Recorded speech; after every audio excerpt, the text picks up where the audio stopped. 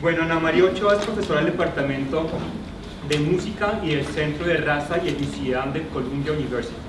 Ha publicado sobre temas de música y políticas culturales, música y conflicto armado, y sobre pensamientos sobre lo sonoro en América Latina y el Caribe. Ha sido receptora de la Guggenheim y de la Greenleaf Distinguished Scholar Visiting Professor de la Universidad de Tulane, entre otros reconocimientos a su trabajo. Su libro más reciente, Orality, Listening and Knowledge in 19th Century Colombia, obtuvo el premio Alan Merriam al mejor libro de etnomusicología en inglés. Actualmente Ana María es directora del Departamento de Música de Columbia University e investiga sobre la relación entre estéticas musicales y pensamiento sonoro en América Latina y el Caribe. Para mí, de verdad, es un gran honor que estés acompañándonos y pues Ana María, el micrófono es tuyo. Muchas gracias. Muchas gracias. Gracias.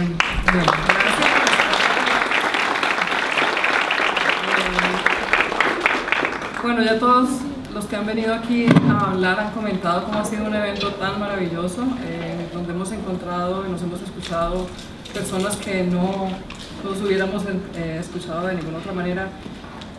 Yo no soy especialista en el siglo XIX, escribí un libro del siglo XIX y me daba pánico de los historiadores.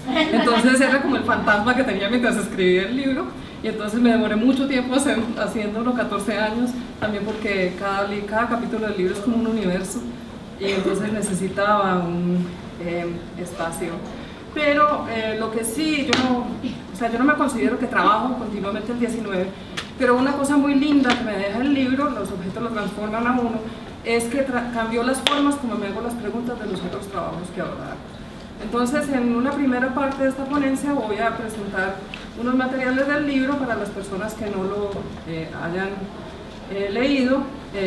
También está en español, ya está traducido. Y la segunda parte un poco voy a presentar conexiones con el material que trabajo en la actualidad. No alcanzo a desarrollarlas, pero para ver un poco las conexiones y de dónde salen las preguntas que ahora estoy haciendo.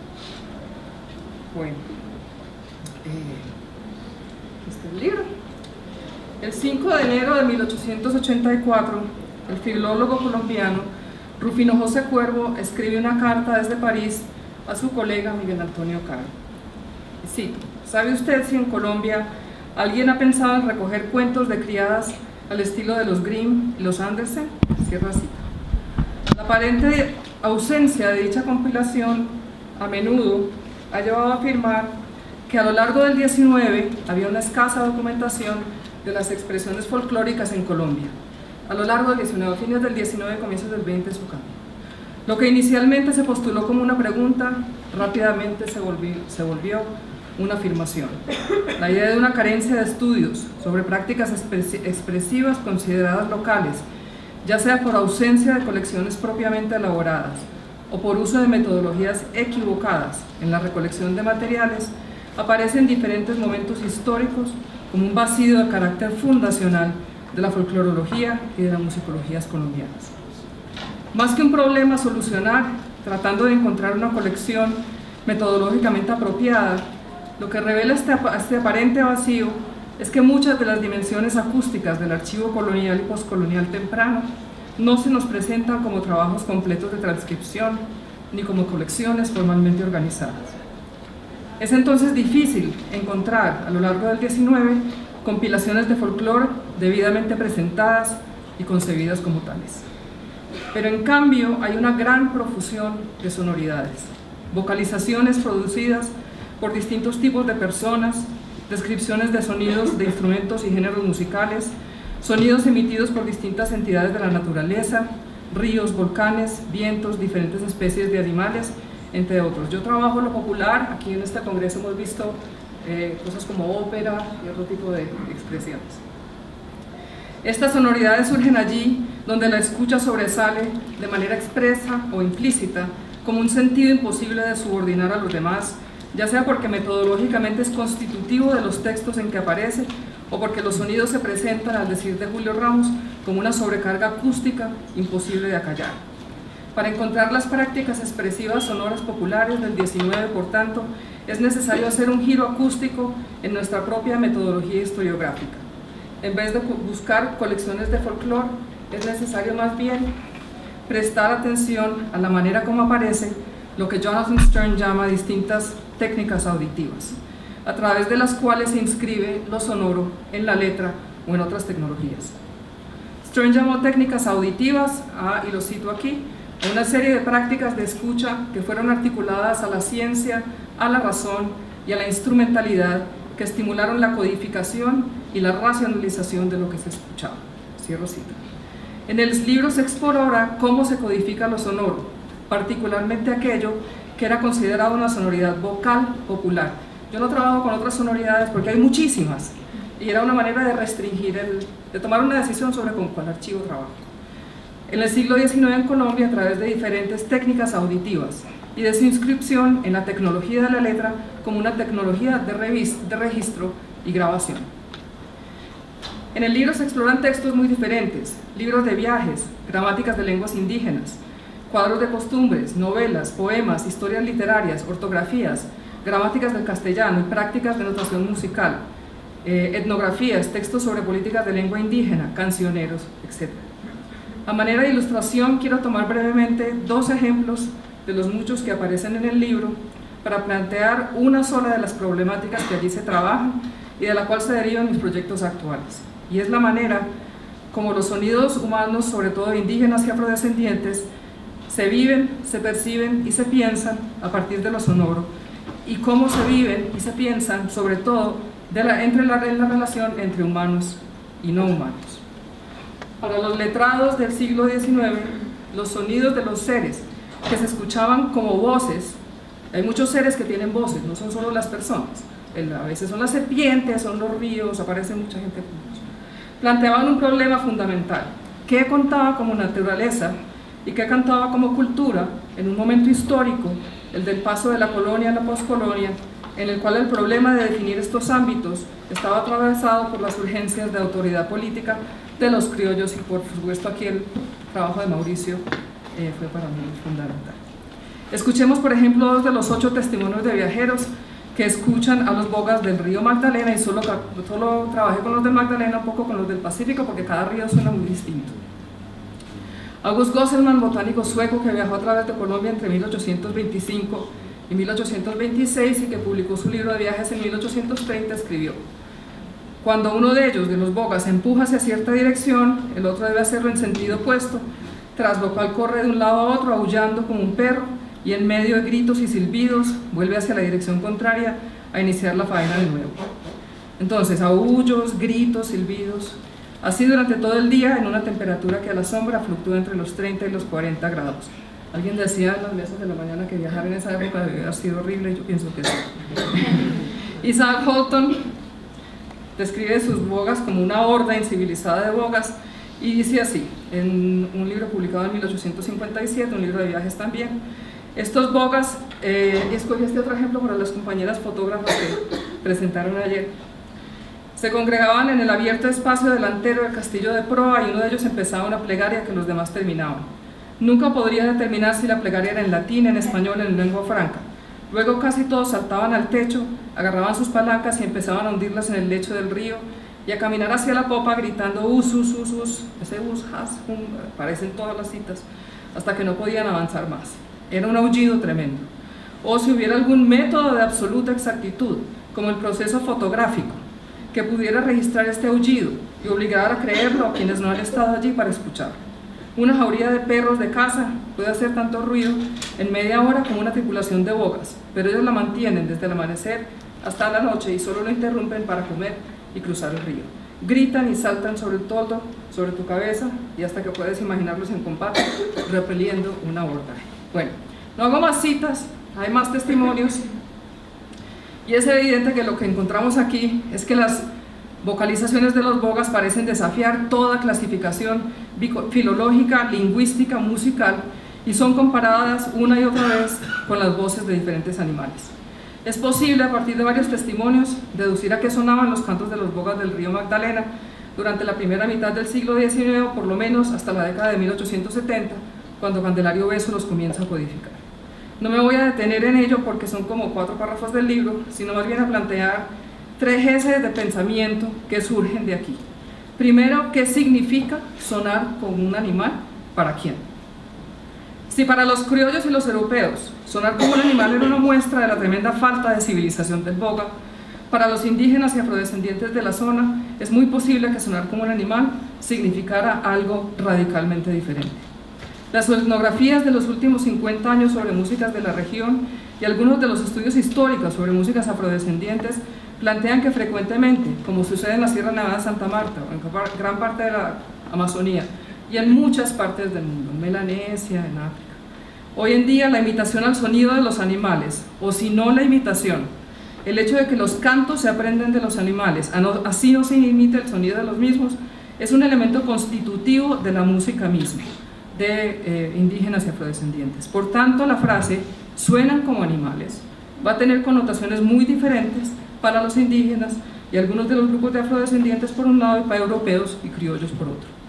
De hecho, estoy convencida, y en el libro ahí está el argumento, que sonar como animales era un propósito explícito, estilístico, de los bogas del Magdalena, como lo es en tantas otras partes del mundo. Por tanto, la escucha de los bogas y a lo largo del libro a muchos seres plantea un problema biopolítico fundamental.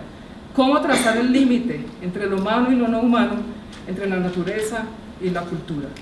¿Cuál es, no tanto, el punto de vista, sino el punto de escucha con los cuales los seres vivos, yo tenía que poner a mi perrita de alguna manera, escuchan y dan cuenta sensorial, perceptiva, performativa y de pensamiento de su entorno, sobre todo seres para quienes sonar, y no necesariamente con palabras ni con tonos, es una forma del saber cognitivo, seres que pueden intercambiar incluso el punto de escucha como parte del saber del que disponen cuando aprenden, por ejemplo, los sonidos que les enseñan los animales. El problema del punto de escucha es un eje fundamental de un pensamiento no solo sobre la cultura, sino también sobre la naturaleza. Entonces, no voy a seguir, ese es un elemento que se trabaja en el libro, pero este es uno de los temas que me sigue interesando muchísimo, es decir, que el problema de una ecología acústica y que va a aparecer en el siglo XX con las artes sonoras, con digamos, la obra de Cage, la idea de sonido medio ambiente, es decir, es un tema que retorna todo. Ahora bien, este problema está entrelazado con una dimensión estética fundamental, y es la manera como aparece el problema de la descripción de categorías estilísticas que se supone definen lo que debe contar como un hecho musical en esta época. El manifiesto fundacional de la musicología europea, el alcance, método y objetivo de la musicología, de Guido Adler, abre con la idea de que el elemento musical más importante para la definición del conocimiento musical es poder determinar los principios de la organización de los tonos, entendidos estos como sonidos con alturas claras e identificables. Y aquí cito: la musicología se originó simultáneamente con el arte de organizar los tonos. Mientras la canción natural, la canción de los primitivos, brote de la garganta libre y reflexiva, mientras los productos tonales emerjan, impuros y desordenados, no es posible hablar de un arte tonal. Cierro cita. Como sabemos, el archivo colonial está lleno de personas que aúllan, y también están los tratados de musicología y de etnomusicología del siglo XIX y comienzos del XX, que definen el punto límite de la escucha musical. En última instancia, la identidad del etnomusicólogo, como un académico respetable, se basaba en su habilidad para aislar tonos e intervalos como principio normativo y en su capacidad de medir escalas. Cualquiera que esté en una escuela de música aquí sabe cuánto tiempo pasamos aprendiendo eso. Mientras la identidad de los aborígenes como personas cultivadas con música se basaba en su capacidad para producir un tono identificable con las categorías estilísticas que, según los musicólogos, definían no solo el conocimiento musical, sino la ontología misma de la música, que contaba como música, y por consecuencia el grado de humanidad de las personas que la producían. La identificación clara de un tono aparece así como lo que el argentino Fabián Ludueña llama una antropotecnología, es decir, un instrumento fundamental para determinar la comunidad política de los hombres. La metodología para el estudio de músicas no occidentales requería entonces encontrar un tono con alturas definidas y una línea melódica con intervalos identificables y distinguibles si los etnomusicólogos habían de encontrar una música entre los aborígenes. Dicha necesidad se manifiesta claramente en una reveladora escena de la historia del desarrollo de la metodología en la musicología comparada. La musicología comparada es la palabra alemana de la etnomusicología en el siglo XIX. La palabra etnomusicología surge en Estados Unidos en la década de 1950. Es una ciencia muy reciente, que vale la pena citar aquí. Es un trabajo de Eric Ames.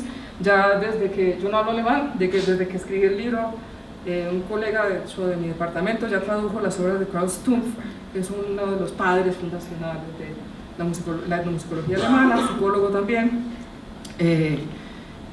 pero en esa época no estaban traducidas. Entonces mi cita es una cita secundaria y es lo siguiente: en noviembre de 1885 el musicólogo alemán Karl Stumpf tuvo la oportunidad de escuchar una agrupación de 9 indígenas Belakula de la costa noroeste de Estados Unidos y Canadá en el Instituto de Geografía en la Universidad de Halle.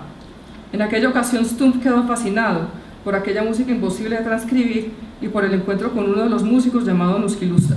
Y pongo allí al lado derecho un documental que hicieron recientemente sobre ese viaje a Berlín, tomando el material fílmico y sonoro de la época y con los Belakula actuales. Es algo que está pasando mucho con este material, se le entrega a los pueblos originarios lo reutilizan para volver a hacer los viajes, y eso es parte de lo que me interesa en la actualidad, cómo se está reutilizando este material en su devolución a comunidades y otros tipos de usos. Entonces el antropólogo Eric Ames describe aquel encuentro, y lo leo en detalle. Pasaron 4 tardes en el instituto, trabajando juntos 1 o 2 horas cada día. Mientras Nuskilusta ensayaba más de 10 veces cada canción, Stumpf se enfrascaba en la notación musical de dichos sonidos. Estos recitales privados diferían esencialmente de las exhibiciones públicas. Stumpf anotó en Simpson's Informe y decía: Nuskilusta dejó de sacudir una pieza de madera en su mano cuando advirtió que me molestaba. Entonces, primero, quitémosle la percusión.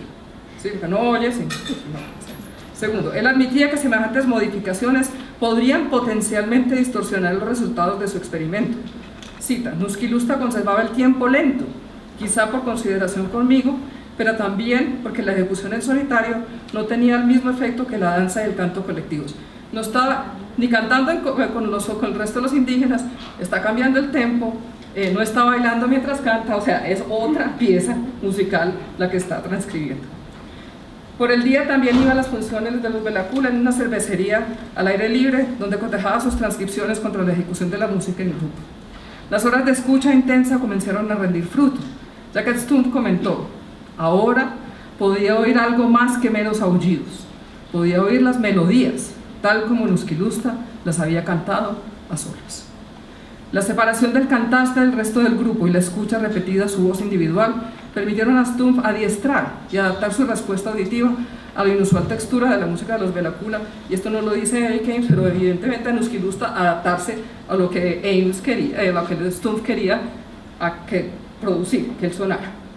Si era posible extraer una melodía de un aullido, como lo hace él, entonces la estricta separación entre la música clásica de la tradición europea y lo que se consideraba música natural debía ser a la vez salvaje y tenue. Sí, es lo que dice esto. Salvaje y tenue sin duda. Stumpf pudo producir como resultado de su trabajo su texto Líder de los Belakula, de gran impacto en los estudios etnomusicológicos alemanes y americanos de la época. Pero la tenue línea divisoria entre los intranscribibles aullidos y su conversión gradual en una melodía identificable cuestionaba no solo el carácter supuestamente natural de la música clásica occidental, sino también, de manera paradójica y contradictoria, la validez de las mismas categorías estilísticas utilizadas para definirla. Hay 2 nociones de natural. Músicas naturales, por una parte, van a ser los de las personas naturales, que van a ser los primitivos, pero también desde Rameau, para los que son músicos, desde el barroco en adelante, va a haber todo un debate sobre que las estructuras escalísticas de Occidente son superiores porque tienen las estructuras de los armónicos, es decir, del sonido físico de la naturaleza. ¿Sí? Eso es una teoría que, bueno, ocupa cientos de años. Termino aquí la primera parte de mi charla, entonces paso a otro material que decidí colocarlo un poco por una discusión que tuvimos ayer sobre la relación entre literatura y historia. Entonces, hasta aquí es lo que yo hice del libro. El libro debate esta problemática prácticamente entre cada capítulo. Cuando yo leí la primera versión del manuscrito, habían pasado 8 meses, lo volví a leer, lo vi y había un animal en cada capítulo. Yo dije, ¿por qué hay un animal en cada capítulo? De las bogas era evidente, el de Miguel Antonio Caro, una cita muy también, pero otros no, y entonces ahí empiezo a pensar algunas cosas y el trabajo, el libro tiene esa dimensión, entonces tiene muchos aspectos, no solo lo que aparece aquí.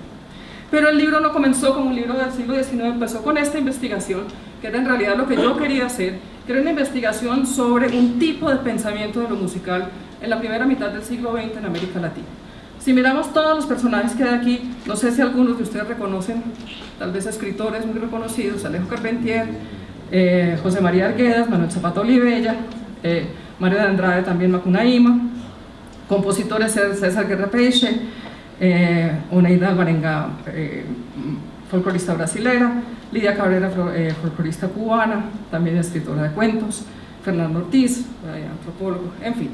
Entonces, ¿qué pasa? Si todos ellos están trabajando en la misma época más o menos y hacen una serie de cosas. Cuando yo empecé el libro hace 20 años no se hablaba de ellos como musicólogos, ya sí, es un tema que se trabaja mucho, pero hacen una serie de cosas, todos trabajan en política cultural. Todos escriben, Arguedas escribe mucho sobre, por ejemplo, el canto quechua y el papel del canto quechua en la política cultural del Perú, lo mismo Mario de Andrade, Carpentier vive más como músico que como literato, etc. Bueno, todos son creadores, novelistas, compositores, etc. Todos trabajan en alguna problemática, podríamos decir antropológica en algunos casos, como Arguedas o Fernando Ortiz, o de la pregunta por lo local, cómo definir lo local. Todos van a dar clase de una manera desinstitucionalizada, no son profesores universitarios. María Andrade sí trabaja en el conservatorio, trabajan en la radio, todos utilizan la tecnología de vanguardia de la época que es la radio. Entonces uno dice, esto no es una casualidad, aquí hay una formación, hay un pensamiento, hay una formación de pensamiento en la noción Foucaultiana del concepto sobre cómo pensar la música en América Latina y el Caribe. No es la única formación, durante estos días hemos visto otras formas de pensar la música, también existen esas.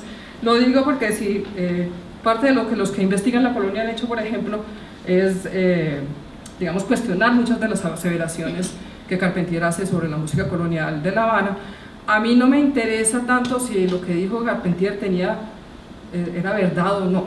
Lo que me interesa más que todo es por qué utilizan la literatura para pensar la música, porque, o sea, y no solo una vez, sino muchas veces, y esta relación, ¿sí?, entre una antropología literaria como un elemento fundamental al pensamiento musical. Si yo voy a pensar esta gente, yo doy un curso con ellos como un tipo de pensamiento sonoro de América Latina y todavía los utilizo tanto como archivo, o sea, que hizo un archivo que uno piensa críticamente, pero también como una fuente de pensamiento para pensar desde algunas de las ideas que tuvieron, que son francamente muy interesantes, la música en América Latina y el Caribe. Entonces, ahora bien, el libro mío, y en este momento en Estados Unidos aparece un nuevo campo que se llama los estudios de sonido. Pero si miramos el trabajo de las personas que vemos aquí, entonces ya hay, digamos que los estudios de sonido es tratar de pensar la música, lo sonoro, pero no adscrito a una disciplina. Es decir, los de lingüística piensan en el lenguaje lingüístico, los de música, la música, los de música electroacústica, la música electroacústica, los de, qué sé yo, bueno, los de fisiología acústica, los de cómo funciona la voz. Entonces resulta que hay un montón de sonoridades que caen entre medio y los estudios de sonido responden, digamos, a una compilación que empieza a dar cuenta de eso y ya tienen readers y cursos y programas de doctorado, etcétera, etcétera. Pero si miramos el trabajo de las personas que vemos aquí, los estudios de sonido no son nuevos para los pensadores de América Latina y el Caribe. Para ellos lo sonoro no era simplemente un epifenómeno de lo cultural, es central a la conceptualización misma de la región. Entonces, ahí el ruido de los bobos adquiere otra idea, la idea de que los caribeños son bulliciosos, la noción del alboroto que han teorizado los puertorriqueños, etcétera, la oralidad que ha teorizado Glissant, Fanon, Glissant, todos los teóricos decoloniales del Caribe han trabajado el problema del ruido como un problema esencial de definición de la región, o de los silencios problemáticos que tiene la región, como veíamos esta mañana en la ponencia. Entonces, esto se teoriza una y otra vez, de Fernando Ortiz, a Lidia Cabrera, a Mario de Andrade, a José María Arguedas. Es decir, en el Caribe, como lo dicen otros estudiosos de las sonoridades coloniales, o del sur, como Alejandra Bronfman, Gavin Stango, Jairo Moreno, Jim Sykes, el sur ha sido ante todo sobre lo sonoro como campo, así es, campo que define el sentido mismo de su ser. Si en el siglo XIX los teóricos neogranadinos y latinoamericanos van a plantearse una manera de teorizar las sonoridades en su inscripción en la tecnología de la letra, ya para el siglo XX, o sea que hay una conexión, esto surge como una forma de pensamiento sobre lo sonoro que imbrica de manera profunda el pensamiento musical, lo literario y diversos campos creativos como campo de pensamiento de la región. Por tanto, el trabajo escrito, sonoro, fílmico de este grupo de estudios aparece no solo como un objeto de estudio para pensar críticamente, sino para deconstruir, sino también como una fuente de pensamiento sobre lo sonoro en América Latina y el Caribe.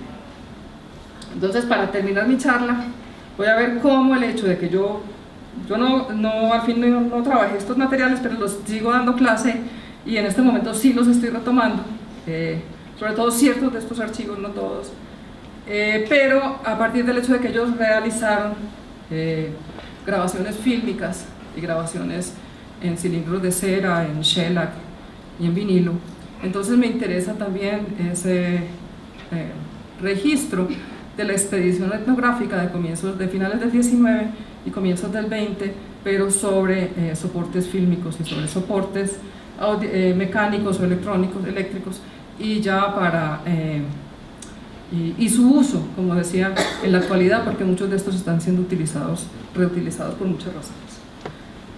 Ahora bien,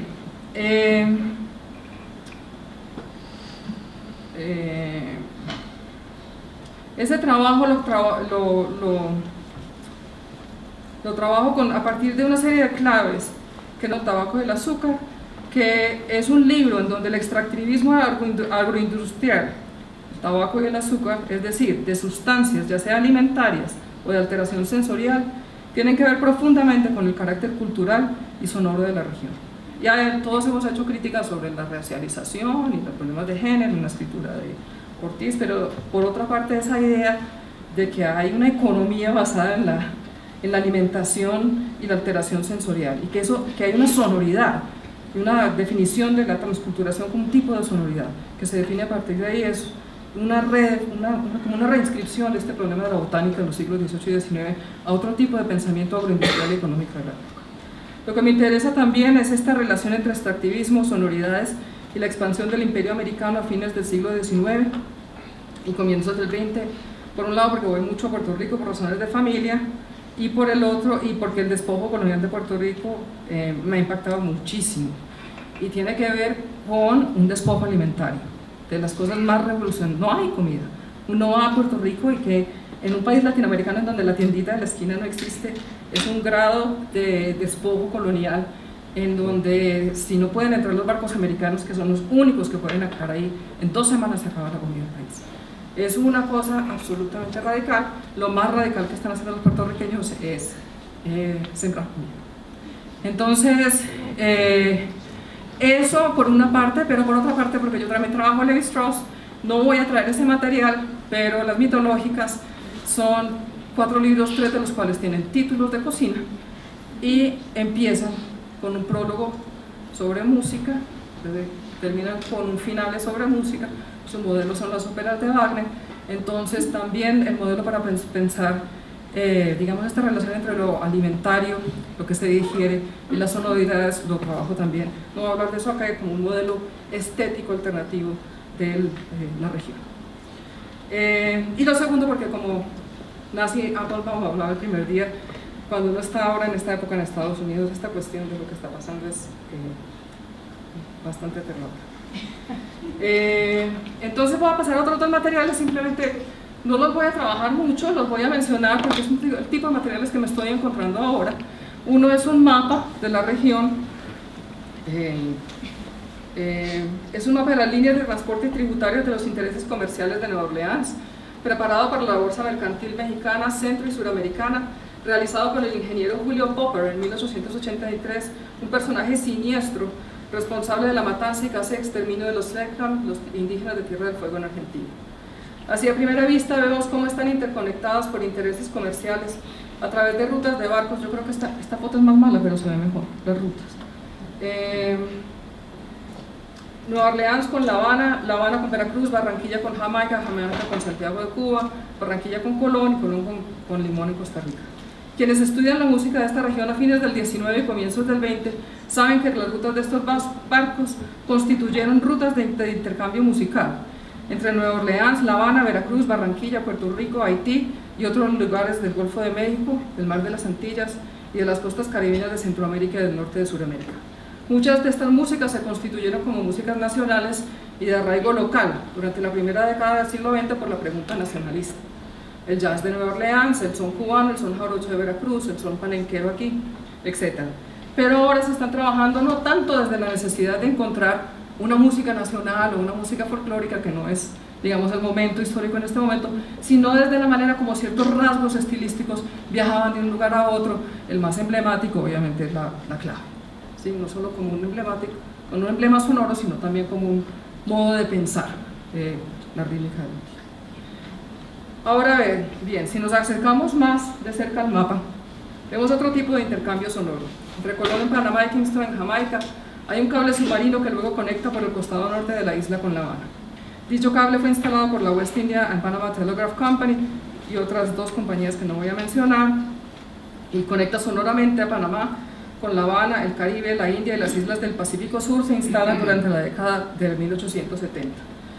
El mapa no solo evidencia los que la trabajan. Es una compañía británica que tiene intereses en la India, que explota caucho en el Amazonas y en la India, y gutapercha, que es el material con que se hacen las calzas y con que se cubren los cables del telégrafo, y vienen a instalar, son barcos que vienen a instalar esto ahí. El mapa no solo evidencia la huella mercantil e industrial del Imperio Británico y sus inversiones en el área de transportes, sino que muestra la importancia de la escucha a distancia, de la invención de las telecomunicaciones en las guerras expansionistas de los Estados Unidos a fines del 19 y comienzos del 20 en La Habana, antes de que sucedieran las guerras mismas. Ya para el 1870 estos cables están instalados y conectan justo las islas que después van a invadir. Entonces es interesante, es como que anticiparon, como esta experiencia de una escucha militar a distancia era muy importante. Un tipo particular de escucha, que hay un filósofo francés que trabaja el tema de la hiperescucha y su relación con el tipo de hiperescucha que hacía Stumpf para poder escuchar precisamente los primitivos que no tenían sonidos. Entonces ahí aquí se unen modos de, digamos, una hiperescucha que tiene que suceder por distintos motivos, pero que conectan la musicología con las tecnologías, digamos, de espionaje y de escucha a distancia. La historia del telégrafo está atravesada entonces por esta relación, digamos, de globalización. En el año 2000, los científicos Paul Crutzen y Eugen Stormer proponen la noción de antropoceno para nombrar la era geológica actual marcada por la huella geológica y ecológica de los humanos sobre la Tierra. Ellos toman como punto de identificación histórica la era del antropoceno, el final del siglo XVIII, cuando cambian las mediciones del carbono en la atmósfera, el momento que coincide con la invención del tren a vapor en Londres en 1784. Los mismos que tienen las inversiones en las compañías de telégrafo tienen las inversiones en el desarrollo del tren, del tren a vapor. Se ha debatido mucho sobre la fecha de comienzos históricos del antropoceno, y la antropóloga Astrid Ulloa, entre otras, se ha preguntado sobre el sentido mismo del término desde las historias y usos de la naturaleza en la América Latina. A través de este mapa podríamos pensar que el antropoceno es el antropoceno menos como un problema de un punto de origen y más bien como un entrelazamiento histórico entre la expansión y consolidación de la industria del entretenimiento, a través de esos barcos de viajes, la industria de las telecomunicaciones, las industrias del transporte, barcos y trenes, y el extractivismo de plantas basado en la conversión de la investigación botánica del siglo XVIII y XIX en la agroindustria capitalista que va desde la historia esclavista a nuestros tiempos a través de la expansión colonial e imperial. La historia de la música aparece así, menos como un epifenómeno que se articula a los verdaderos fenómenos políticos constitutivos de la historia, y más como un campo estructurante de las dimensiones históricas centrales que constituyen nuestro tiempo. Finalizo este mapa de conexiones con otro objeto sonoro. Y aquí sí voy a poner... En mi interés por encontrar grabaciones realizadas por etnógrafos a finales del siglo XIX y comienzos del XX, entré al catálogo del Archivo de Música Tradicional de la Universidad de Indiana, donde yo sabía que existían las grabaciones que el arqueólogo norteamericano John Alden Mason realizó en Loíza, Puerto Rico, en 1914 y 1915, y estudiadas por el etnomusicólogo puertorriqueño Hugo Viera Vargas. ¿Cuál sería mi sorpresa al encontrar que los archivos de la Universidad de Indiana también tenían las grabaciones que realizó John Alden Mason en la Sierra Nevada de Santa Marta? Yo me emocioné muchísimo. En Puerto Rico y en Colombia, no puedo creer. En sus expediciones arqueológicas a la región, y de las cuales yo no tenía ningún conocimiento, algo de los investigadores de la Sierra Nevada aquí presentes seguro saben desde hace tiempos. Estas grabaciones consisten de 30 cilindros de cera, grabados entre febrero 11 y marzo 16 de 1923, en los pueblos de Don Diego Arriba, Palomino, Pueblo Viejo, San Andrés, San Francisco, San Miguel y Santa Rosa, como parte del trabajo de campo que Mason realizó para el Field Museum, y de Bulla, también grababa en La Guaira, Field Museum of Natural History de Chicago, aunque después él va a trabajar como curador por un año del American Museum of Natural History en Nueva York, que son los que tienen los derechos de copiado de estas grabaciones. Aunque no he visto los cilindros de cera porque me entregaron las grabaciones digitalizadas, sospecho que ya son cilindros de plástico, que son los que prevalecen para 1922, y los cilindros de cera funcionan al mismo tiempo como un grabado. O sea, el principio visual del grabado es, bueno, todos los que tienen discos de vinilo, unas ranuritas, esas ranuritas se hacían primero en cera. Los cilindros de cera se podían tocar más o menos 100 veces, pero no se podían tocar más. Para 1922 ya son reemplazados por un material basado en plástico, pero eso no duró mucho porque estos cilindros se incendian, se incendian solos, sin ningún tipo de intervención. Entonces, cuando yo trabajaba en el archivo de Indiana, de hecho sacaron todos esos cilindros de cera del sitio de almacenamiento de plástico. Escuchemos brevemente las grabaciones de la sierra. Las grabaciones comienzan, como era usual en la época, incluso en grabaciones comerciales, con el anuncio del título de la grabación que sigue. Y yo escogí una grabación de música de gaitas, porque aquí los presentes creo que todos han escuchado música de gaitas de alguna manera, y para que contrastemos, digamos, a qué sonaba un cilindro de cera de 1922. Yo no sé dónde consiguió la máquina, no hay ninguna mención, no sé si tú te encontraste en tus materiales, pero el hecho es que entonces un poco a esto es a lo que suenan estas grabaciones de fines del 19 y comienzos del 20 frecuentemente. Entonces tengan en cuenta que es una música de gaitas. Él dice que hay una flauta, un reed instrument, o sea, una flauta de caña y una maraca. Anahuaco Indian instrumental music, reed, flute, and rattle. Music from Atoquias, Colombia, played at Pueblo Viejo, March 1923. Música aruaca de acá.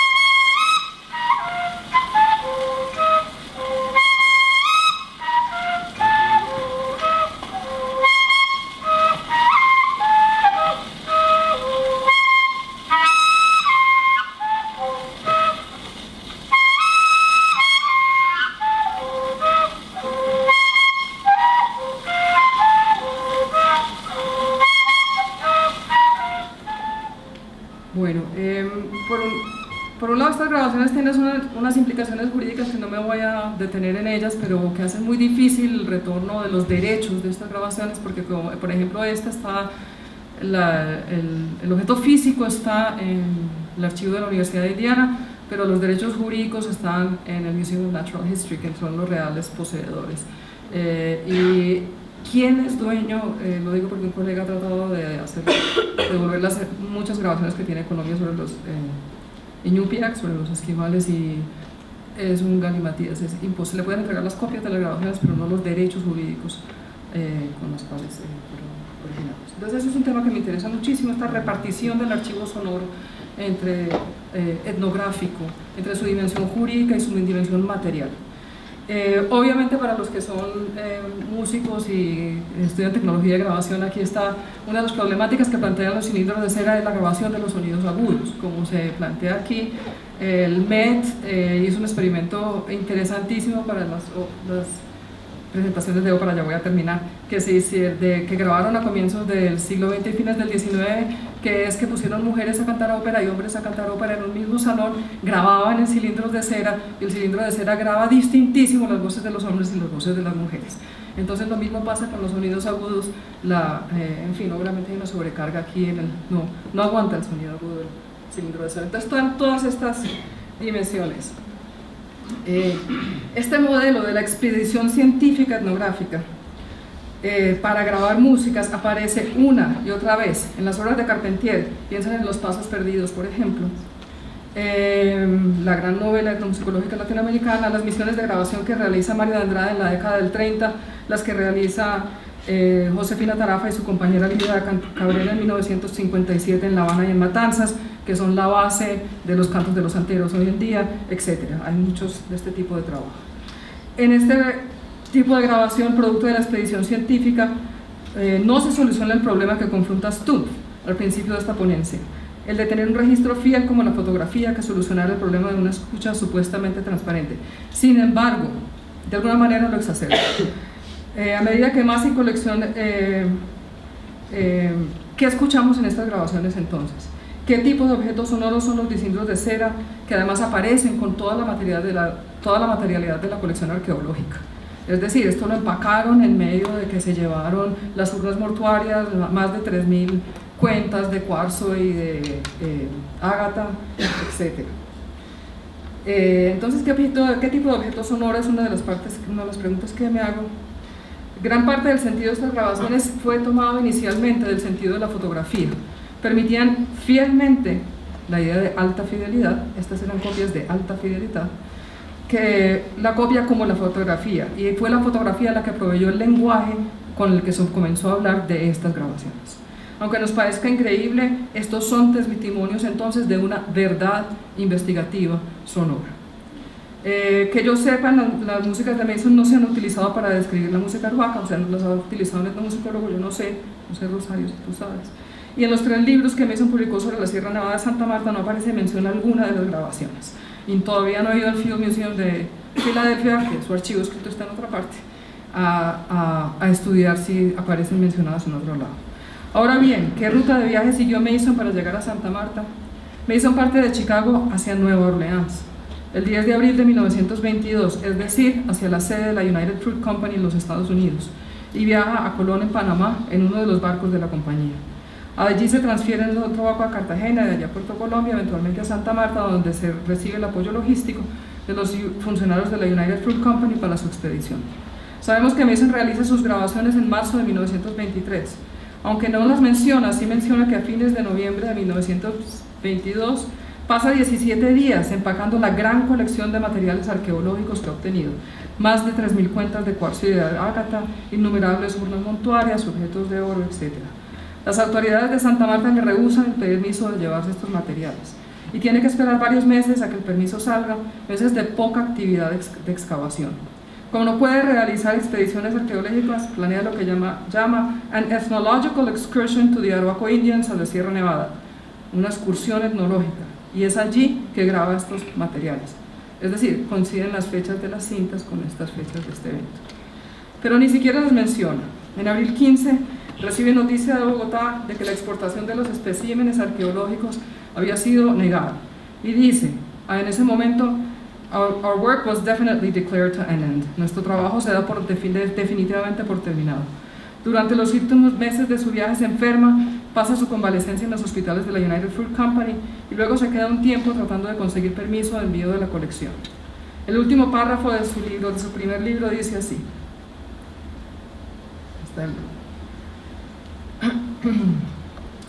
Esperé en Santa Marta hasta el 10 de julio tratando de obtener algún tipo de acción oficial sobre cómo disponer de la colección interceptada y luego regresé a Chicago dejando la colección en una bodega de Santa Marta. Sin embargo, poco después de mi llegada, el ministro colombiano de Instrucción Pública anula la decisión de la Academia Nacional de Historia y decreta que mi colección puede ser exportada.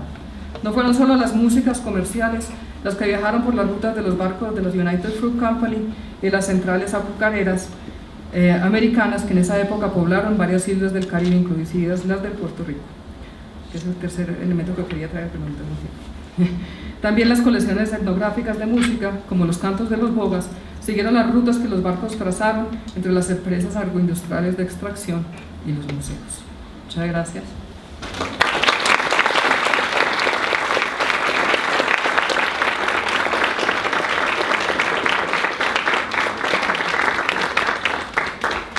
Bueno, Ana María, muchísimas gracias. Vamos a aprovechar pues que todavía tenemos tiempo para preguntas, hacer una sesión de preguntas. Usemos las tecnologías de reproducción actuales Amplificación. Que estas sí son más objetivas.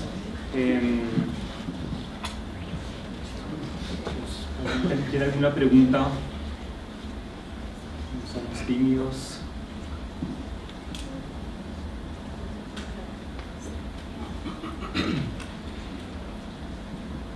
Bueno, Ana María, muchas gracias por su exposición. Usted mencionó de paso un interés suyo académico sobre el uso que estas músicas, digámoslo así, ya retransportadas, reenviadas, nacionalizadas o devueltas a sus lugares de origen podrían tener, pero no hizo ninguna explicación ni ejemplificó. Me gustaría conocer un poco qué ha encontrado al respecto. Sí, mira, he encontrado muchas cosas diferentes. Entonces, por ejemplo, en un momento dado pensé en colectar los materiales de Koch Grünberg porque se ha trabajado mucho. Un uso evidente, Koch Grünberg fue un antropólogo alemán que trabaja en las fronteras entre Brasil, Venezuela y Colombia. Hace 2 viajes, en el segundo muere, y de ahí es en parte la película que probablemente algunos de ustedes vieron, El abrazo de la serpiente, retoma esos materiales. Entonces, por una parte, hay una reutilización en ese tipo de, digamos, película de ficción documental. ¿Lo quieres ver? Esos mismos materiales, unos muchachos antropólogos, etnomusicólogos de la Universidad de Manaus, volvieron a hacer el recorrido de Koch Grünberg en un website que hay online que se llama La música de las cascadas, la música de las cachoeiras. Y hacen el mismo recorrido por los mismos pueblos y graban las músicas indígenas actuales. Y toman, las filmaciones de Grünberg son silenciosas, son filmaciones sobre fiestas, pero todavía no había sonido de cine, entonces tiene una particularidad muy interesante, que es que se ve la parte visual de las fiestas, pero no se escucha la parte sonora porque el cine no tenía sonido en ese momento, y las comunidades actuales las están utilizando para hacer sus fiestas. Entonces aparece en la página, por ejemplo, eso está disponible online, todo el proyecto, todas las músicas que grabaron, digamos una reactualización de esas ceremonias con las comunidades utilizando los materiales fílmicos. Pero a Música de las Cachoeiras además no es un proyecto, digamos, que busca autenticidad, y entonces graban la música contemporánea de los indígenas con guitarras eléctricas, con todo la manera como tocan la música en la actualidad, solo que hacen el mismo recorrido por los mismos lugares. Es un proyecto que continúa con la página web y con otro tipo de materiales. Ese son un segundo tipo de uso. El tercer tipo de uso es la reedición científica de los materiales. Entonces, el archivo de Berlín, que es donde están guardadas los originales de las grabaciones de Koch Grünberg, de manos de un musicólogo peruano, Julio Mendívil, que trabaja allá, ha hecho, digamos, una reedición apropiada, por cierto es la más difícil de conseguir de todos los objetos anteriores, de esas músicas. Eso por mencionar 3 tipos de trabajos de un solo objeto sonoro. Entonces, otro tipo de trabajo que tú conoces un poco es el que hace mi colega Aaron Fox con los Iñupia, que es que literalmente la otra cosa que está pasando es que los herederos de estas músicas están llegando a los archivos. Entonces, bueno, no me detengo en la historia, esa está bien bonita, pero una nieta de una, yo creo que estaba estudiando una maestría en lingüística en la universidad, yo creo que mi abuelo está aquí, grabado acá, precisamente en Navajo. El abuelo de ella estaba ahí, entonces empieza un proceso con ellos.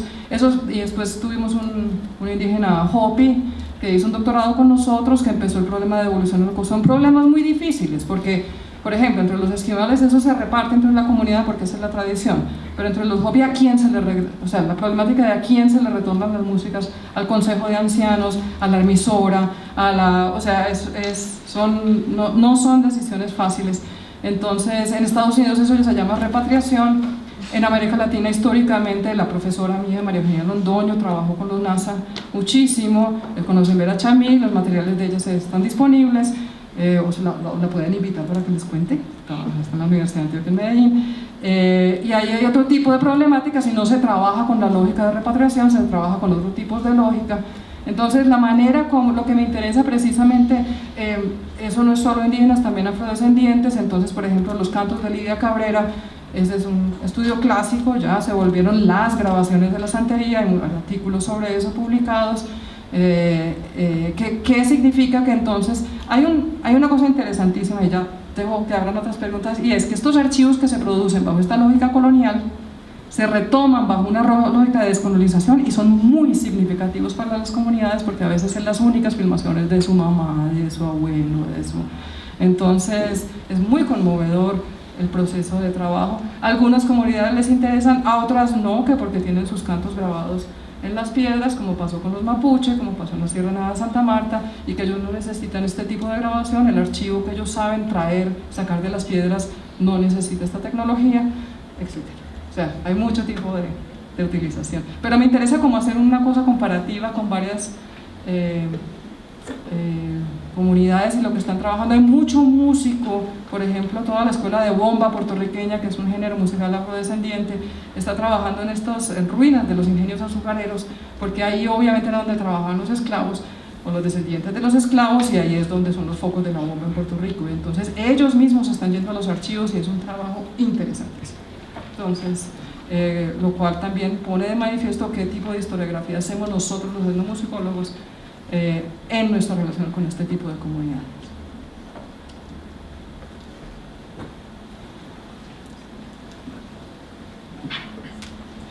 ¿Alguien más tiene una pregunta? Hola, Ana. Ana, tú comentaste al comienzo que en tu libro querías explorar un poco la manera en que los sonidos humanos se piensan, se viven y se sienten, y hablabas mucho del tema de las músicas afrocolombianas y también indígenas. Entonces me gustaría que nos contaras un poquito más sobre esa, digamos, nueva vuelta de investigación en la musicología. Ahí en el libro pues hablo de algún archivo histórico muy específico, de un lugar muy particular, porque no me extiendo a otros lugares. Entonces voy a desvincular un poco la pregunta del libro, pero cuando uno trabaja y enseña, por ejemplo, músicas afrodescendientes o músicas afrocubanas o cierta época de las músicas colombianas también, bueno, la música de gaitas, que es la música de gaitas indígena, afrodescendiente, se toma como afrodescendiente, pero sí, hay una problemática ahí, obviamente. Parte de lo que pasa es que uno empieza a encontrar una serie de relaciones que son muy parecidas. Yo enseño un curso que se llama Sonido Secular y Sagrado, Sound Sacred Secular. Cambio los formatos siempre, pero siempre trabajo, por ejemplo, con los músicos afrocubanos de la ciudad, trabajo con estos otros indígenas también de la ciudad, y uno los invita y hay conceptos muy parecidos sobre cómo pensar estos sonidos de los seres que no se ven, los seres que habitan, digamos, los espacios sonoros, cómo se aprenden. Trabajo con colegas. Ahora tenemos un grupo de trabajo que se llama Environmental Justice, Justicia Ambiental, Sistemas de Creencia y Estéticas Sonoras. Y eso somos una brasilera, yo, la gente de biología del departamento de evolución biológica, Evolutionary Biology, que trabaja con el problema del alimento, de justicia alimentaria. Entonces decidimos que juntáramos este proyecto, y parte de lo que estamos haciendo es, en vez de tenerlas como aisladas, que es lo que hace la etnomusicología, aquí se piensa lo indígena, aquí se piensa lo afro, aquí es juntar los grupos porque hay muchas similitudes.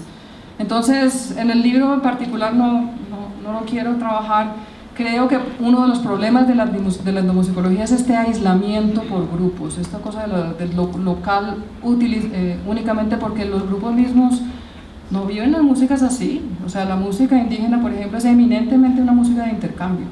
Tú aprendes las músicas o de las tribus indígenas vecinas, o de los animales, o de otro tipo de animales como antropólogos, o de otro tipo, sí, o sea, literalmente, no son músicas en ese sentido híbridas, porque nunca fueron puras, siempre trajeron sonidos de fuera. Entonces, es como replantearse esta división entre unas músicas universales y unas músicas locales, pero trabajando con los conceptos mismos con que trabajan las comunidades. No sé si eso responde a tu pregunta, ¿no? Más o menos. Bueno. Creo que hay una pregunta por acá. Tengo una pregunta que no sé cómo hacer que no suene, en fin, que te estoy, bueno, la voy a lanzar. Es que hay una cosa que siempre me ha preocupado con la idea de música del Caribe, no sé si tienes una respuesta sobre esto, es que limita mucho una música que es mucho más amplia. ¿Qué? La música caribeña, el concepto de música caribeña, es que limita una música mucho más amplia porque la música afro la limita. Sí, porque la música caribeña, la música afro-latinoamericana va hasta el Pacífico, va hasta el Callao, va a Cali, pero de alguna manera los mapas que ponemos, los mapas mentales que están ligados a Estados Unidos y a donde ellos llegaban, que era Cuba, Puerto Rico y a veces Colón y Panamá, no estaban en Cali, no estaban en el Callao de la misma manera. ¿Cómo? Pero yo creo que eso empobrece nuestra sensación de música, y como tú que has estudiado Colombia, que te sales de eso, no sé qué piensas sobre eso. O sea, eso es históricamente así. La música se estudia, la musicología es una disciplina que trabaja con el problema de lo local, definido antropológicamente. Entonces, ¿qué pasa? Que esas músicas siempre se están saliendo de contexto. Las fronteras no son claras nunca, los puntos de intercambio. Gottschalk a principios del siglo XX va de Río de Janeiro a Guyana, de Guyana a Nueva Orleans, de Nueva Orleans a Puerto Rico, a Ponce, donde toca, de Ponce a Haití. Las músicas puertorriqueñas están formadas por la migración haitiana, como las músicas de Nueva Orleans, etcétera, etcétera. Por eso en parte ponía el barco, porque el concepto de una música local aislada no existe, no se da. Lo trabajan los etnomusicólogos, así se formó la etnomusicología, así se sigue enseñando, pero todo grupo musical humano, por aislado que esté, siempre intercambia sonoridades con distintos tipos de seres, ¿sí? La Amazonia es un lugar de intercambio sonoro absoluta. No hay concepto de música que no sea a través del trueque de sonidos de otros grupos sonoros. Entonces, yo creo que lo que está pasando en la actualidad, hay muchas etnografías, digamos, más de los alumnos nuestros, por ejemplo, que cuestionan esa división entre lo local y lo global como una manera de pensar lo musical, y no lo solucionan con la idea de local, sino que cuestionan el mismo, no solo el ámbito, digamos, de expansión, sí, que el Caribe va hasta el Río de Janeiro o hasta Nueva York, la ciudad más al norte del Caribe, sí, o hasta, digamos, los intercambios sur-sur que siempre han pasado, como la champeta de Cartagena, pues que tiene otro tipo de ruta. Entonces, es una problemática de redefinición de las maneras como se piensa la relación entre música y espacio. ¿Por qué? Porque cuando yo estudiaba música, que francamente es hace bastante tiempo, pero no mucho, en los 80, el único tipo de historiografía que había era de universal music. ¿Sí? Entonces, la palabra world music surge para hablar de otras músicas, pero cuando se decía history of music, historia de la música, ¿sí? Se hablaba de un tipo de música. Entonces, este problema es estructurante hasta el día de hoy de los departamentos de música en los que enseñamos. Las teorías, por eso este concepto de melodía como estructurante de toda la teoría del campo se refiere a un tipo de teoría musical. Eso lo han resquebrajado las vanguardias de todas partes, porque las vanguardias surgen simultáneamente en Argentina y en Nueva York y en Sudáfrica y en Shanghái, ¿sí? Entonces, esos conceptos no funcionan, pero los departamentos de música se construyen sobre un museo musical en el momento mismo, fines del siglo XIX, cuando tanto las músicas no occidentales están explorando, o sea, están circulando mucho más que antes. Entre 1925 y 1930 se graban las músicas de muchas partes del mundo, por una razón que no voy a explicar aquí, pero además las vanguardias están diciendo ya no vamos a trabajar con este sistema. Pues surge el dodecafonismo y surge el cromaticismo y surge John Cage, y surge toda esta gente, y eso surge no solo allá, surge en otras partes del mundo. Entonces, no funcionan esos conceptos. Lo interesante es que siguen supremamente arraigados y es muy difícil transformarlos. De ahí que es muy interesante, por ejemplo, el tipo de trabajo que hacen personas que estudian estos ámbitos, por ejemplo, sobre la clave como concepto, porque es un concepto que cruza muchas músicas de muchas partes del mundo. Entonces no es solo porque viaja de cierta manera, sino porque acaba abarcando, digamos, una forma de pensar.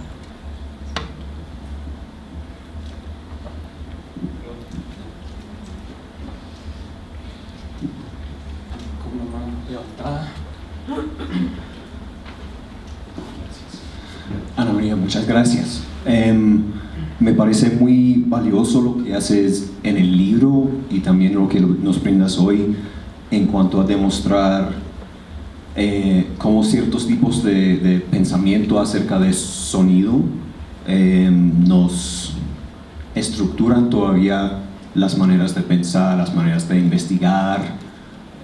Lo que estás diciendo ahora acerca de la etnomusicología también aplica a los científicos del siglo XIX y a este grupo de personajes literarios, investigadores, la gente que produce conocimiento al principio del siglo XX. Mi pregunta va hacia ese grupo de personas. Hablas como de un campo de pensamiento ya establecido, en que pensar el ruido es importante, pensar el silencio es importante. Me pregunto si ya puedes caracterizar ese modo de pensar o si está todavía en desarrollo, porque por ejemplo pensando en las diferentes maneras en que, perdón, el señor de Cuba, no, el otro, Ortiz, en que su manera de pensar la población afrocubana cambia tanto en su carrera.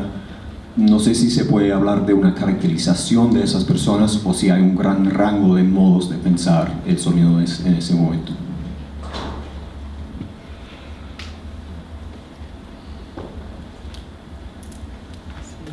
Bueno, gracias, Ian.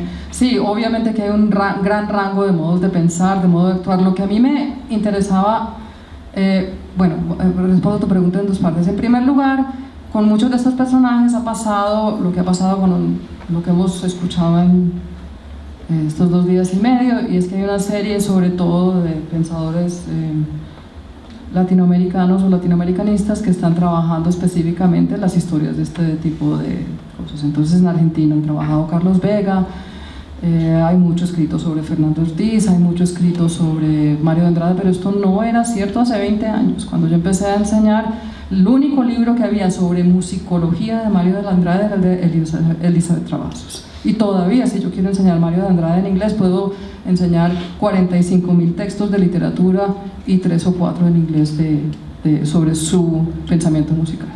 Entonces, esto fue una reacción tardía a empezar a estudiarlos como musicólogos, como pensadores de lo musical. Entonces eso se está haciendo, es un poco la generación anterior a la mía y la mía que empieza a hacer un pensamiento crítico alrededor de esto. Y obviamente hay diferencias muy grandes, entre el Fernando Ortiz temprano y el tardío. Hay una crítica deconstructiva de las problemáticas que todos ellos plantean, raciales, excluyentes, etcétera, etcétera, etcétera, etcétera. Lo que a mí me interesaba señalar es el dilema que de alguna manera también señalaba Mauricio el otro día, y es qué significa pensar desde el sur, cómo se forma un pensamiento, cómo ese pensamiento se reconoce o no se reconoce. Entonces, si a mí me dan una clase de historia de la etnomusicología, nunca me van a poner ninguno de estos personajes. Jamás me van a decir que Fernando Ortiz es un pensador de lo musical. Lo van a deconstruir, ¿sí? Pero no me van a decir que realizó pensamiento sobre lo sonoro. Que Carl Stumpf sí, que, bueno, de ahí entonces los del primer mundo sí, pero los de acá no. Entonces esto pertenece a una generación de, digamos, estudiosos de la música, sobre todo latinoamericanos, y ya hay bastante trabajo hecho. ¿Sí? La traducción de los escritos de ellos al inglés o compilaciones de los materiales de ellos.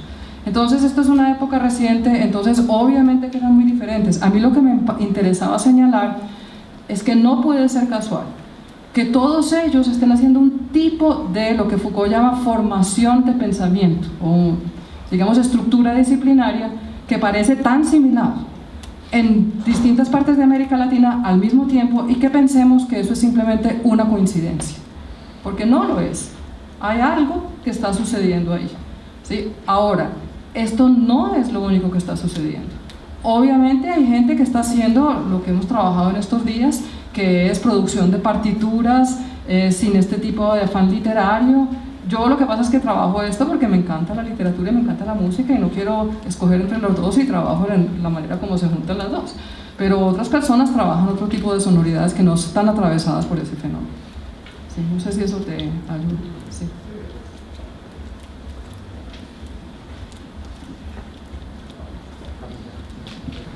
Muy corta, profesora, muchas gracias.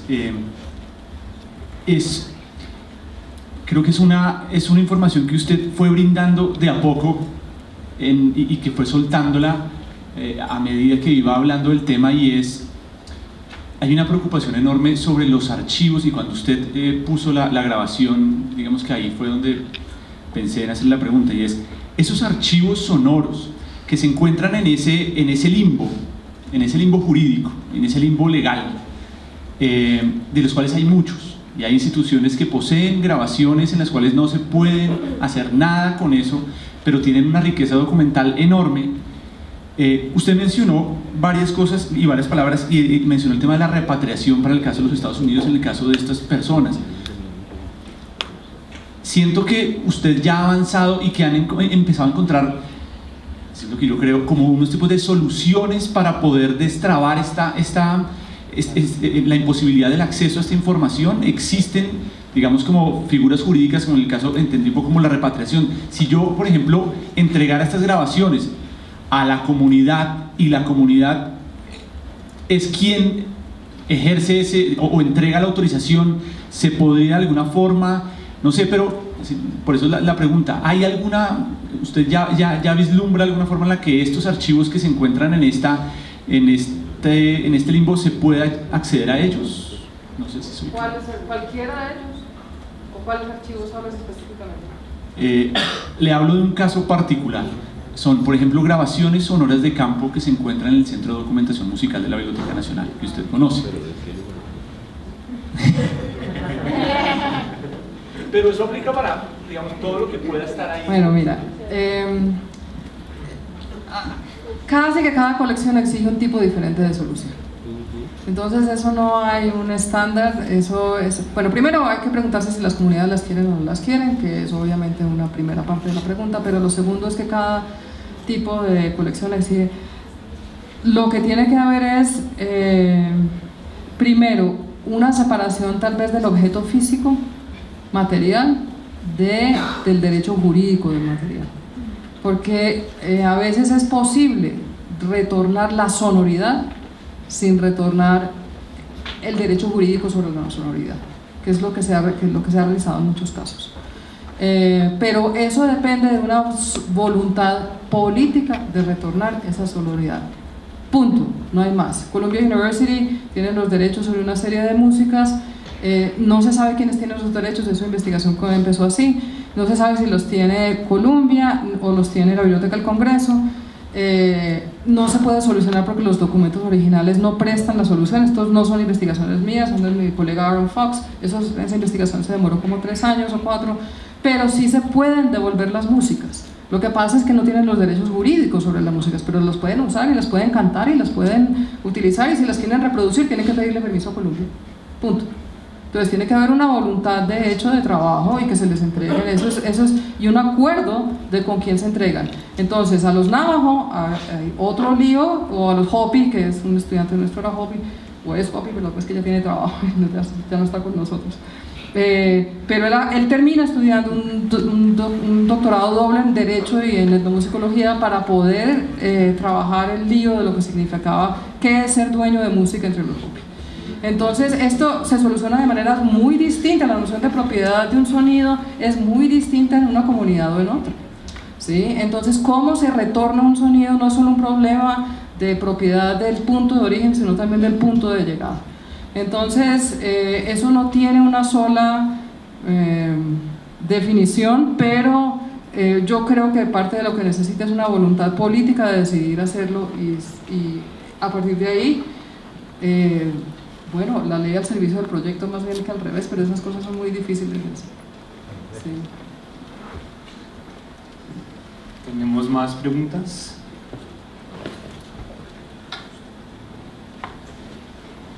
Tengo una pregunta más, yo tengo otra también para Ana María, pero ¿quién levantó la mano?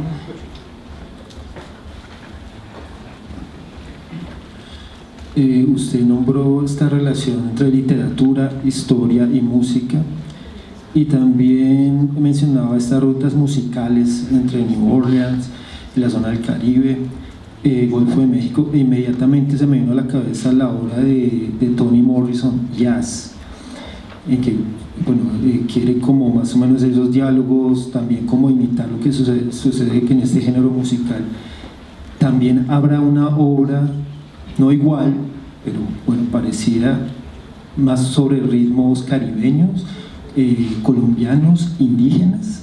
Esa es más como mi pregunta. No entiendo la pregunta. O sea, empiezas con el jazz y terminas... Sí, lo que tú decías era que había una relación entre literatura, historia y música. Se me vino a la cabeza la obra Jazz de Toni Morrison, sí, que también recoge eso. Y mi pregunta es, ¿existe una novela histórica también más relacionada, más no en el campo americano, norteamericano, sino más en el del Caribe, colombiano o algo así, o latinoamericano? Esa es mi pregunta. ¿Sí la entendiste?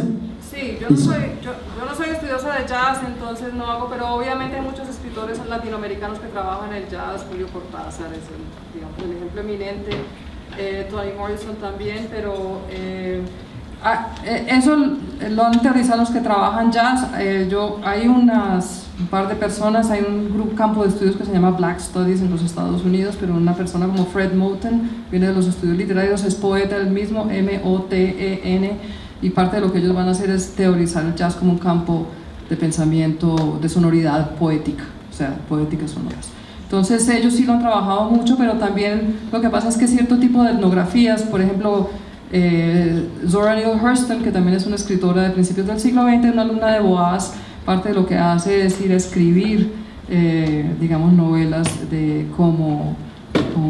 y cuentos, y otro tipo de etnografías como parte de su... Hay un intercambio muy grande entre el sur de los Estados Unidos, Haití, fílmico, jazzístico, dancístico, que bueno, ha sido objeto de mucho trabajo, pero no es lo que yo trabajan mis colegas, y por eso un poco cede, pero no es el tema que yo trabajo. Pero también esa relación con lo literario aparece mucho en los Estados Unidos. Nuestro centro de jazz, la Universidad de Columbia, está en el departamento de inglés y literatura comparada. O sea, muchos de los músicos están ahí, pero están en el departamento de inglés y literatura comparada. Sí.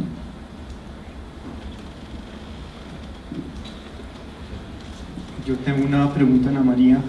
Pues hace 2 días Nancy nos contaba que el paisaje en el siglo XIX se puede ver con una mirada de género, ¿no es cierto?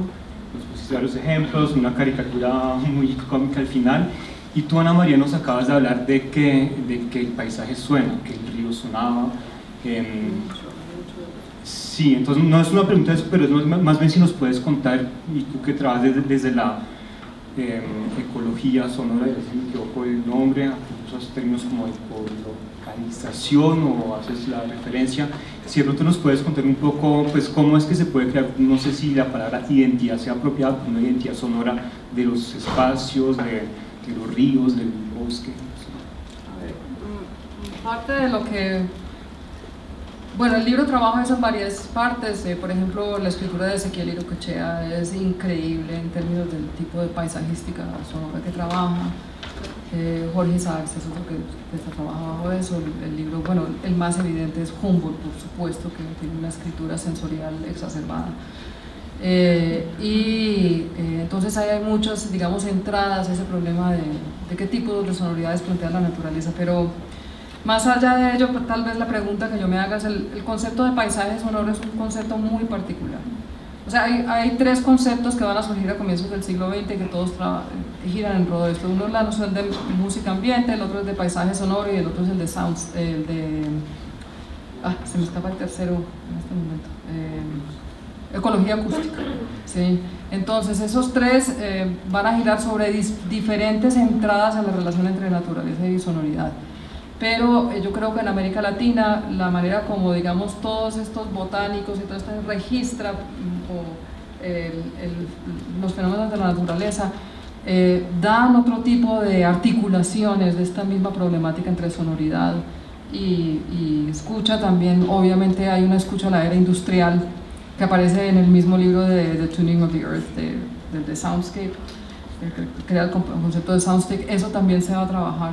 Entonces, pero yo creo que tiene una articulación distinta y parte del trabajo que sería interesante hacer o pensar es, digamos, una reconceptualización, por ejemplo, de esa idea de paisaje sonoro a partir de este tipo de pensamientos.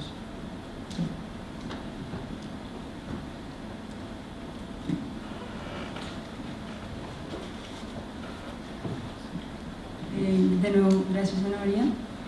Y un poco de la mano de lo que recién decías, a mí me preocupa, o no, me interesa muchísimo cómo estas nuevas formas de hablar sobre los sonidos, haciendo paisajes sonoros, creando obras electroacústicas, traen consigo también nuevas prácticas de escucha y nuevas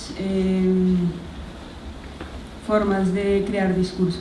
No sé si quieras hablar un poco del tema, que a mí me interesa muchísimo, como no solo el acto de escucha es un acto aprendido, sino también un acto que está totalmente no sé, como afectado por ciertos discursos y ciertas cosas que aprendemos. Entonces, en el momento de la investigación hay muchos choques de cómo uno está escuchando, qué es lo que uno está escuchando y por qué uno lo está escuchando. Y en el momento de reproducir esos sonidos, qué es lo que uno empieza a reproducir, por qué y qué es lo que no reproduce. Gracias.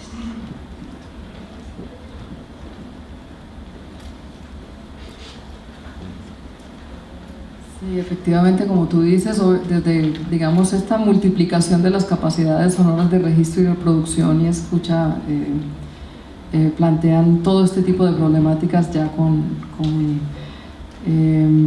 entonces yo simplemente confirmo lo que dices, no tengo nada, digamos, para agregarle, excepto que cuando uno da clases sobre ecologías acústicas va a haber dos tipos de literatura: las que hacen los compositores por un lado y las que hacen los antropólogos o los pensadores de de otro tipo de pensamiento de ecología acústica por otro.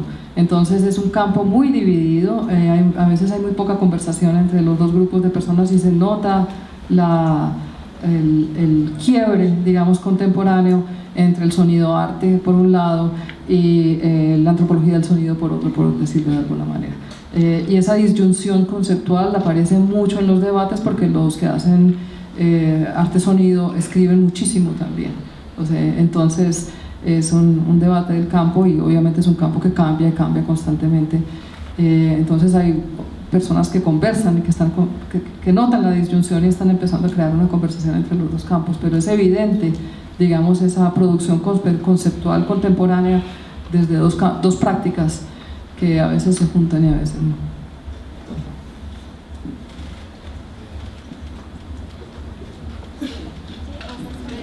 Una última pregunta. Bueno, gracias por esta ponencia, es súper interesante.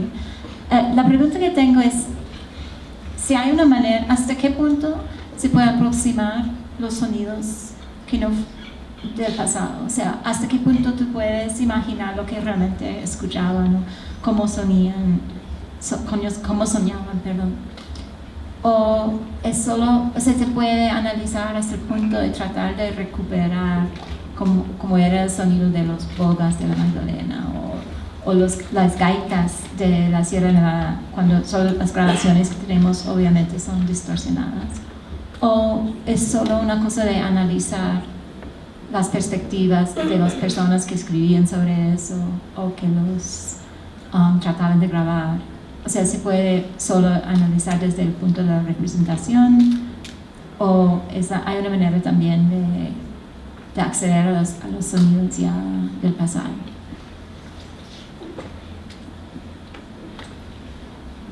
Yo creo que depende mucho del registro sonoro que se tenga. Entonces, por ejemplo, en el caso de los Bogas del Magdalena, yo leí más o menos 25 libros de viajeros solo en Magdalena, porque si tú empiezas a leer los del Pacífico y los de los Llanos Orientales, ya son otros tipos de cantos. Y a partir de eso, entonces, hice una sistematización de, digamos, los rasgos estilísticos y postulo a partir de eso una serie de sonoridades que aparecen repetidas en casi todos los... Y postulo, digamos, hipotéticamente, pero yo no tengo manera de comprobar que eso hubiera sido así. O sea, más allá de hacer un cuidadoso trabajo investigativo, lo más que puedo hacer, evidentemente tengo un trabajo especulativo, no hay manera de hacerlo. Fuera de eso, ¿qué pasa con otro tipo de sonoridades, digamos, como este tipo de registro sonoro de la sierra? De todas maneras, ese tipo de registro sonoro se puede trabajar con computador. Entonces, por ejemplo, ese exceso sonoro, entonces yo puedo esa cinta pasarla en un computador y empezar a alterar, a tratar de escuchar las sonoridades que tiene. Entonces, muchas de las reediciones de estas cintas plantean una problemática. Yo limpio el sonido, por ejemplo, le quito el sonido de la aguja, o el sonido de la aguja va a ser parte. O sea, toda esta cuestión entonces aparece como una problemática que va a surgir a la hora de esta reproducción de estas obras. Entonces hay unas que se escuchan mejor, otras que se escuchan muy difícil. De todas maneras, una de las características, por ejemplo, de lo que mi maestra ha trabajado con los NASA, o trabajó con los NASA hace 50 años, o trabajó con los Embera Chamí, es que pequeños registros históricos son utilizados para hacer una práctica creativa sin tratar de hacer una autenticidad histórica, sino más bien de hacer una conexión que permita una movilización contemporánea. Sí. Bueno, sé que hay más preguntas, pero pues ahora en el cóctel, por favor, Ana María estará con nosotros. Pues muchas gracias a ti, Ana María, un gran aplauso.